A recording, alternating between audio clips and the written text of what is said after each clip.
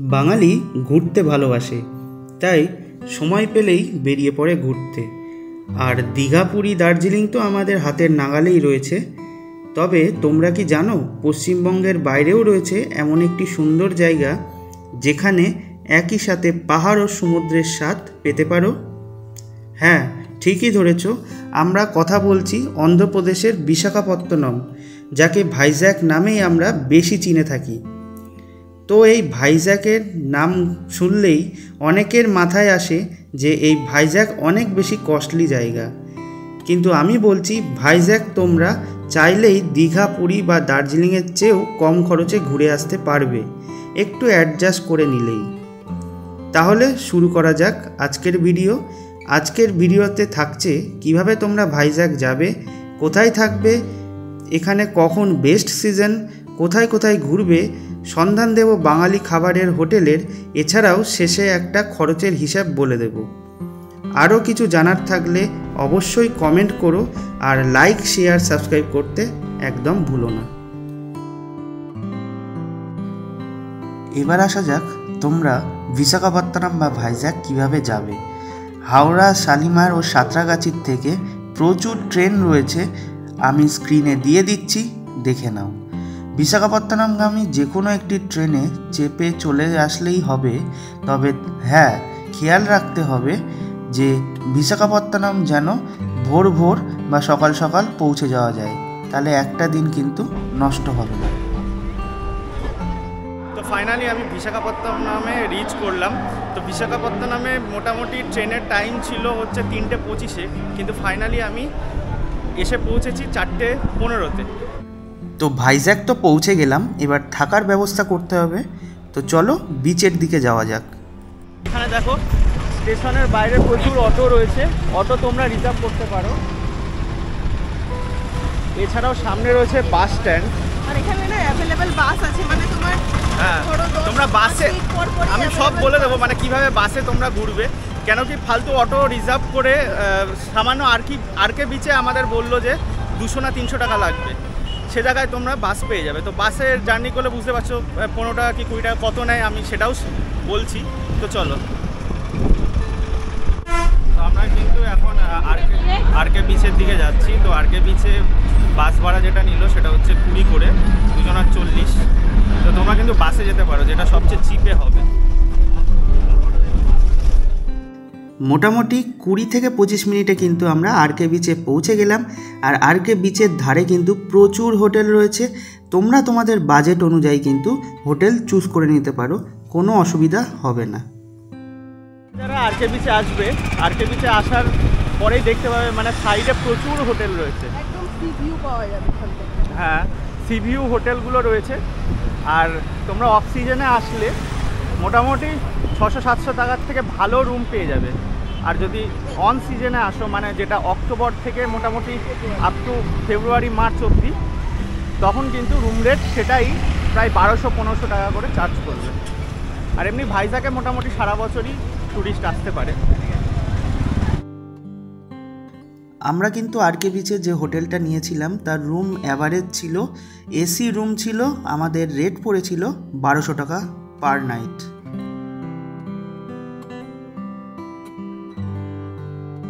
তো রুমটা নেওয়ার পরে কিন্তু আমাদের খিদে পেয়ে গেছিলো, তো খাওয়ার উদ্দেশ্যে কিন্তু একটা বাঙালি হোটেলে গেছিলাম যার নাম নিমন্ত্রণ।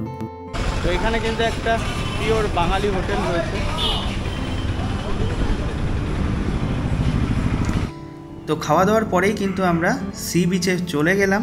আর যেহেতু ফার্স্ট দিন অনেকটা জার্নি করে আসা হয়েছে, সেই কারণেই কিন্তু আমরা সি বিচের ধারে আজকের দিনটা অতিবাহিত করলাম। তোমরাও চাইলে কিন্তু প্রথম দিনটা একটু রিল্যাক্সে সি বিচটা ঘুরে দেখে নিতে পারো।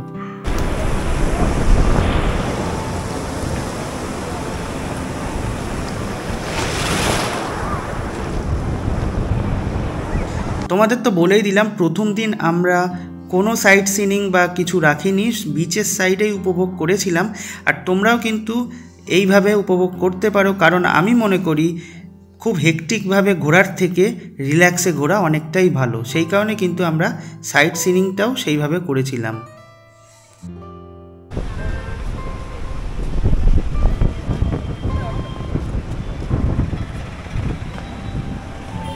তো তোমরা দেখতেই পাচ্ছ বিকেল হয়ে গেছে, আর আরকে বিচে কতটা মানে মানুষের ঢল নেমেছে। আরকে বিচেও কিন্তু প্রচুর সি ফুড রয়েছে, এছাড়াও বিভিন্ন রকম খাবার রয়েছে যেগুলো তোমরা অবশ্যই চেখে দেখবে।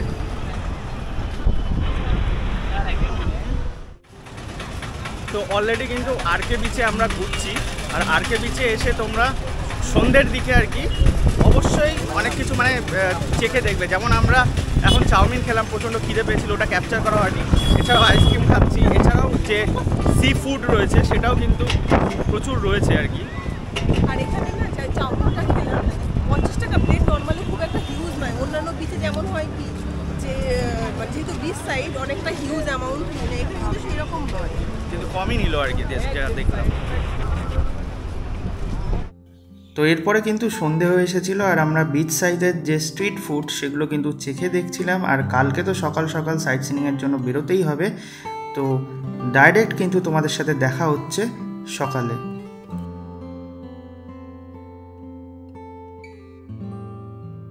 তো আমরা কিন্তু সকাল সকাল আমাদের যে সাইট সিনিং সেটা স্টার্ট করলাম, আর আমরা কিন্তু চিপ রেটে ঘুরবো, তোমাদের আগেই বললাম, সেই কারণে কিন্তু বেশিরভাগটাই চেষ্টা করব বাসে ঘোরার। তো চলো তোমাদেরকে টোটালটা শেয়ার করি। তো এই হচ্ছে ভাইজ্যাক স্টেশন, তোমরা দেখতেই পাচ্ছ। আর ভাইজ্যাক স্টেশনের এই যে 3 নম্বর গেট, এই 3 নম্বর গেট দিয়ে তোমরা ওই পারে চলে যাবে। আর আমরা ফার্স্ট যাব সীমাচলন টেম্পেলে, তো সেই কারণে তোমরা 3 নম্বর গেট দিয়ে বেরোবে। তো তোমাদের তো দেখালাম 3 নম্বর গেট দিয়ে তোমরা বাস স্ট্যান্ডের কাছে চলে আসবে। তো বাস স্ট্যান্ডের কাছে এসে প্রচুর এদিকে দোকান পেয়ে যাবে। তো এই দোকানে আমি ঢুকছি, যে এখানে ধোসা খাবো, যেহেতু সাউথ ইন্ডিয়ায় এসেছি আর ধোসা না খেলে কি হয়। তো এই দোকানে এসে ব্রেকফাস্ট করছি, তোমরা যে কোনো একটা দোকানে ব্রেকফাস্ট করে নিতে পারো।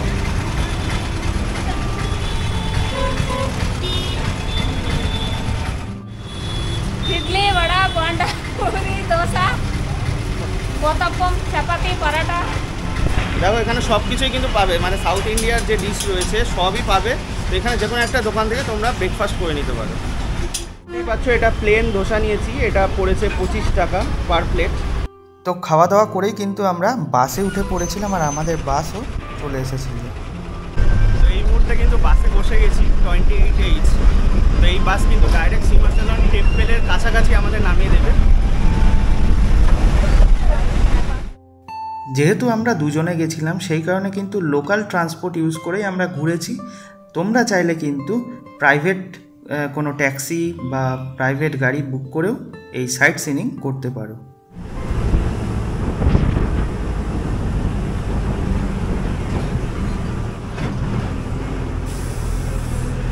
তো এই মুহূর্তে কিন্তু বাস থেকে নামলাম সীমাচলম যে টেম্পেল, সেই সীমাচলম টেম্পেলের নিয়ারেস্ট বাস স্টপ দেখে নাও।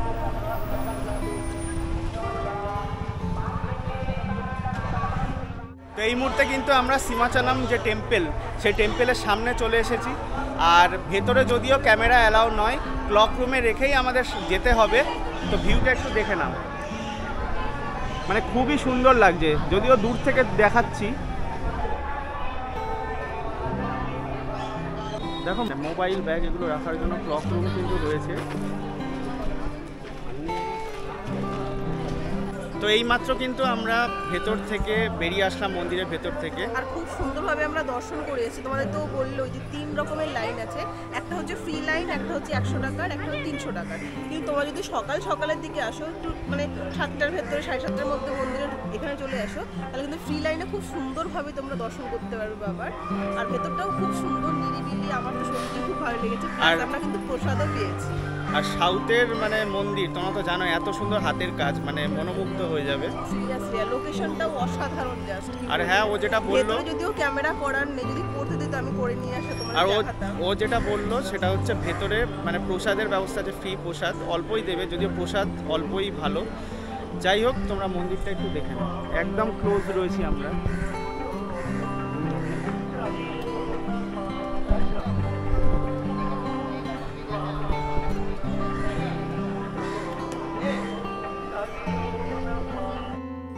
তো সীমাচলম টেম্পল দর্শন করে আমরা আবার কৈলাসগিরি পর্বতের দিকে রওনা হলাম। সেটা আমরা কিভাবে যাব, তো চলো তোমাদেরকে শেয়ার করি। তো ওই 28H বাসে করে আমরা আরটিসি কমপ্লেক্সে চলে এসেছি। তো আরটিসি কমপ্লেক্স থেকে আবার 10K বাস আছে, আর তোমরা যারা রেল স্টেশন থেকে যাবে তারাও 10K বাস রেল স্টেশন থেকে ডাইরেক্ট পেয়ে যাবে। তো আরটিসি কমপ্লেক্স থেকে বাস ছাড়লো, আর এখান থেকে কৈলাসগিরি বাসের ভাড়া হচ্ছে 40 টাকা। আর আগের বাসের ভাড়াটা বলিনি, আগের ভাড়া ছিল যেটা আর কি রেল স্টেশন থেকে আমরা গেলাম সীমাচালাম টেম্পল, সেটাই ভাড়া ছিল 50 টাকা করে।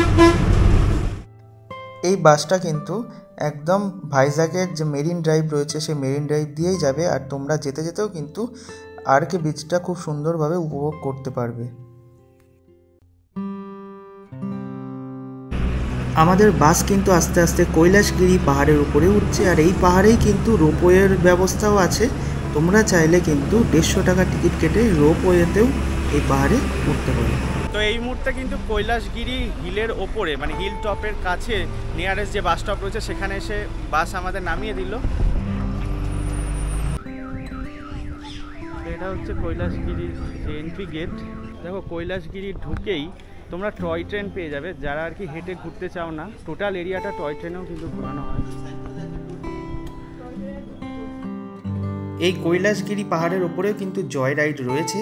আমি টিকিট কাউন্টারের রেট চার্টটা দিয়ে দিলাম, ভিডিওটি পজ করে দেখে নাও। এই কৈলাসগিরি পাহাড়টি কিন্তু 3 দিকে সমুদ্রে ঘেরা এবং প্রায় 100 একর জায়গা জুড়ে বিস্তৃত। আর এই কৈলাসগিরি পাহাড়ে কিন্তু শিব পার্বতীর সুন্দর একটি মূর্তি রয়েছে।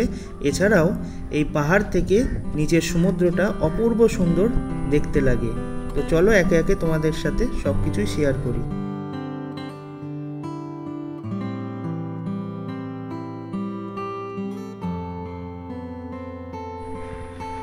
তো কৈলাসগিরি হিল থেকে যেটা মেন তোমরা দেখতে পাবে সেটা হলো এই যে হিল টপ থেকে আর কি সমুদ্রটা অসাধারণ লাগছে, জুম করে এতটা বোঝানো যাচ্ছে না।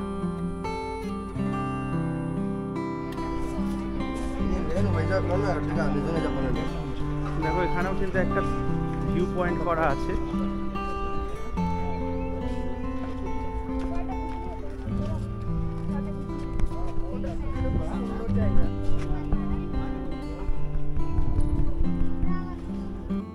দেখো কৈলাসগিরি দেখার পর কিন্তু আমরা আবার বাসে করে নিচে নেমে চলে এসেছিলাম। এরপর একে একে ঋষিকোন্ডা বিচ, থোতলাকোন্ডা বিচ, নো ন্যাচারাল আর্চ, ভীমলি বিচ, এই সমস্ত বিচগুলি দেখে নিতে পারো।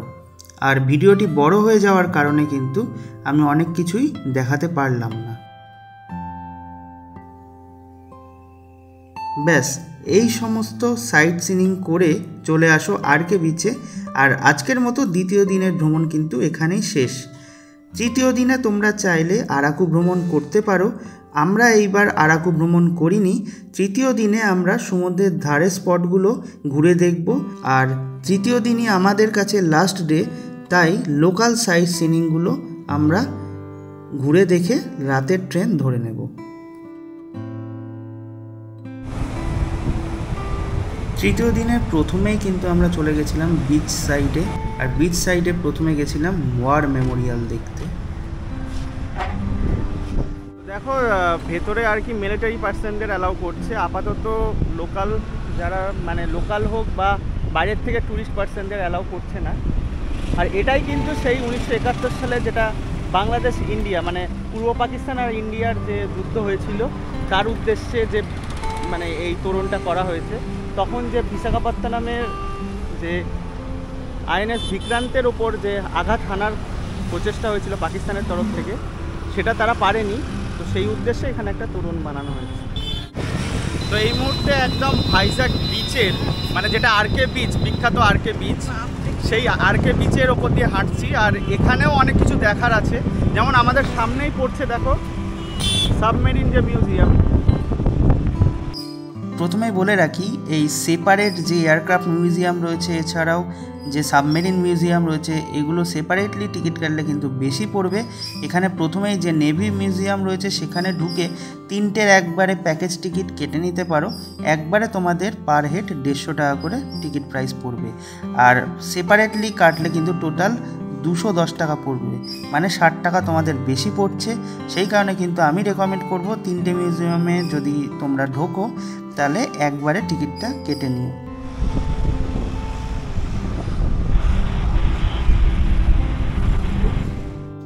এরপরে কিন্তু হাঁটতে হাঁটতে তোমরা চলে আসো ফিশ অ্যাকোয়ারিয়ামে। আর এখানে কিন্তু বিভিন্ন প্রজাতির মাছ রয়েছে ভেতরে। আর কোনো অনিবার্য কারণবশত আমরা যেদিন গেছিলাম সেদিনকে বন্ধ ছিল, সেই কারণে আমরা ভেতরে প্রবেশ করতে পারিনি। তবে সকাল 9টার থেকে রাত 9টা কিন্তু এই ফিশ অ্যাকোয়ারিয়াম খোলা থাকে। আর এখানের টিকিট মূল্য হচ্ছে বড়দের 50 টাকা আর ছোটদের 20 টাকা। এছাড়াও তোমরা দেখতেই পাচ্ছ এখানে কালী মাতা টেম্পল রয়েছে। এরপরেই রয়েছে মা ভবতারিণীর মন্দির। 1984 সালের 18ই অক্টোবর বাদল ব্যানার্জির উদ্যোগে তৈরি করা হয়েছিল বাঙালির দেবী কালী মন্দির। দেবী এখানে ভবতারিণী। ব্যাস, ভাইজ্যাক ট্যুর আমাদের কমপ্লিট। আর খরচের একটা অ্যাপ্রক্স তালিকা দিয়ে দিয়েছি। আশা করছি তোমাদের এই সম্পূর্ণ ভিডিওটা ভালো লেগেছে। আরও কিছু কোয়ারিজ, আরও কিছু জানার থাকলে অবশ্যই কমেন্ট করতে পারো। আমি চেষ্টা করব কমেন্টের মাধ্যমে সমস্যার সমাধান করা। তো দেখা হচ্ছে নেক্সট ভিডিওতে। ততক্ষণের জন্য ভালো থেকো, সুস্থ থেকো আর চ্যানেলটি সাবস্ক্রাইব করে জুড়ে থেকো আরও এই ধরনের ভিডিও পাওয়ার জন্য।